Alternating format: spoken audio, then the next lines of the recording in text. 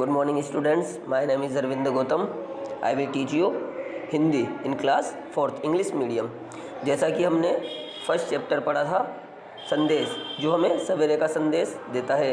हमें सवेरे जैसे पर्वत में शीश उठाकर ऊंचा उठने की प्रेरणा देता है। इस प्रकार से हमने फर्स्ट चैप्टर पढ़ा था। अब हमारा सेकंड चैप्टर है सच्चा धन। ठीक है, तो आज हम इसके बारे में पढ़ेंगे। किसी गांव में गिल्लू नाम का एक आदमी रहता था। उसके 3 बेटे थे, रमेश, सुरेश और महेश। गिल्लू जूते बनाने का काम करता था। वह बहुत सुंदर और टिकाऊ जूते बनाता था। उसके बनाए जूते बाजार में ऊंचे दामों पर बिकते थे। गिल्लू सप्ताह में 6 दिन खूब मेहनत से जूते बनाता था। 7वें दिन पड़ोस के कस्बे में लगने वाले बाजार में उन्हें बेच आता था। इससे उसे अच्छी कमाई हो जाती थी। वह अपने परिवार के खाने पहनने में कोई कमी नहीं रखता था। उसने अपने लिए एक बड़ा सा घर भी बनवा लिया था। एक बार गिल्लू बीमार पड़ गया। काफ़ी इलाज कराया पर कोई लाभ नहीं हुआ। उसे लगा कि उसका अंतिम समय निकट आ गया है। उसने अपने तीनों बेटों को बुलाया और कहा, अब मैं अधिक दिन जीवित नहीं रहूँगा। मेरे पास जो भी है उसे मैं अपने सामने ही तुम तीनों में बांट देना चाहता हूँ, जिसके बाद में कोई लड़ाई झगड़ा न हो। पिता की यह बात सुनकर लड़कों की आंखों में आंखें भर आई। बड़ा लड़का रमेश बोला, पिताजी आप ऐसी बातें न करें। हम बड़े से बड़े डॉक्टर से आपका इलाज करवाएंगे। आप ज़रूर ठीक हो जाएंगे। गिल्लू ने उसके सिर पर हाथ फिराते हुए कहा, मैं जानता हूँ कि तुम लोग मुझे बहुत प्यार करते हो, फिर भी तुम्हें सच्चाई को स्वीकार करना ही पड़ेगा। सच्चाई यही है कि अब मैं अधिक दिन तक जीवित नहीं रहूँगा।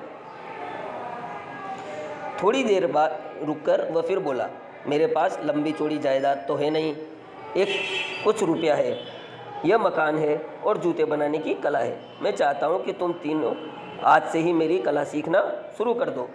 मेरे बाद तीनों भाई मिलजुल कर काम करना और इस घर में इकट्ठे से आराम से रहना। अपना रुपया मैं तुम तीनों में बराबर बराबर बांट दूंगा। क्या तुम तीनों इस बात के लिए तैयार हो? बीच वाला बेटा सुरेश बोला, आपके पास 3 चीज़ें हैं। आप अपनी इच्छा से हम तीनों को एक एक चीज़ दे दें।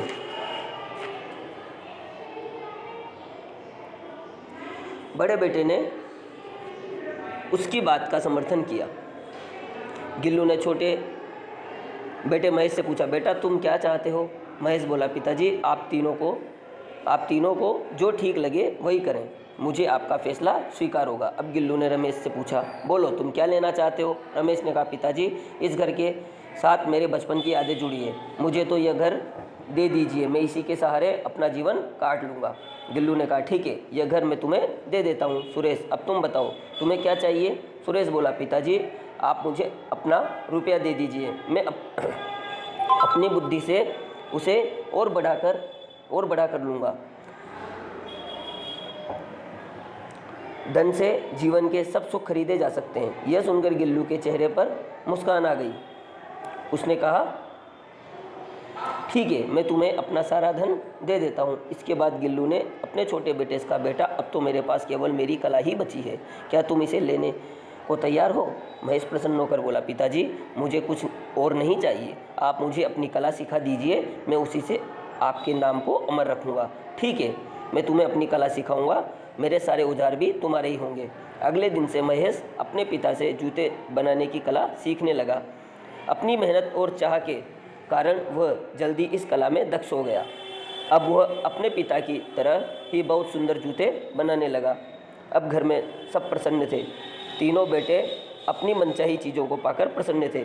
गिल्लू अपने तीनों बेटों को खुश देखकर प्रसन्न था। एक दिन गिल्लू की मृत्यु हो गई। अब तीनों बेटे अलग अलग रहने लगे। रमेश के पास तो पिता का दिया हुआ घर था ही। सुरेश ने भी पिता से मिले रुपयों से एक बड़ा सा घर बनवा लिया। महेश का काम भी अच्छा चल रहा था। उसके बनाए जूतों की बाजार में वैसी ही मांग थी जैसी उसके पिता के बनाए जूतों की थी। कुछ दिनों बाद उसने भी छोटा सा घर बनवा लिया। तीनों भाई अपने अपने घरों में आराम से रह रहे थे। तीनों के बीच अब भी वैसा ही प्रेम था जैसा उनके पिता के समय में था।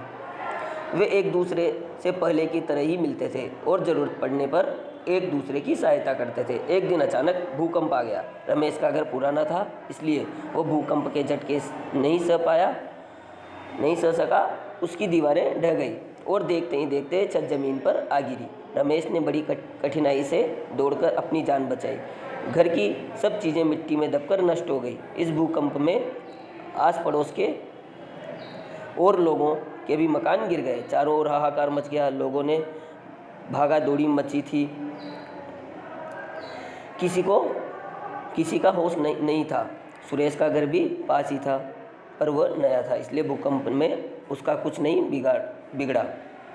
वह दौड़ा हुआ अपने भाई के पास आया।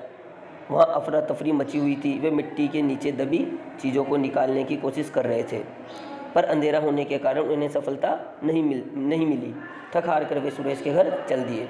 इसी बीच कुछ चोर मौका देखकर सुरेश के घर में घुस आए और उसका सारा रुपया और सामान चुरा कर ले गए। रमेश और सुरेश जब वहाँ पहुँचे तो सब कुछ लुट चुका था। महेश को जैसे ही अपने भाइयों की खबर मिली, वह दौड़ा आया। उसने अपने भाइयों को दिलासा दिया और उन्हें अपने घर ले आया। उसने उनसे कहा, भैया आप दोनों चिंता न करें, मैं आपके साथ हूँ, सब ठीक हो जाएगा। रमेश बोला, भाई हम कितने मूर्ख हैं जो पिताजी से धन और मकान मांग लिए। हमने यह सोचा ही नहीं कि धन और मकान तो कभी भी नष्ट हो सकते हैं। ये सच्चा धन नहीं है। सच्चा धन तो विद्या है जो तुम्हारे पास है, यह कभी नष्ट नहीं हो सकता। महेश ने कहा, चलो यह भी अच्छा है कि तुम दोनों को अपनी गलती का एहसास हो गया। पिताजी की इच्छा थी कि हम तीनों मिलजुल कर रहें और उनकी कला को सीखें। आप आराम से यहीं रहिए, मैं आपको पिताजी की कला सिखाना शुरू कर दूंगा। यह सुनते ही रमेश और सुरेश के चेहरे खिल गए। उन्होंने अपने छोटे भाई को गले लगा लिया।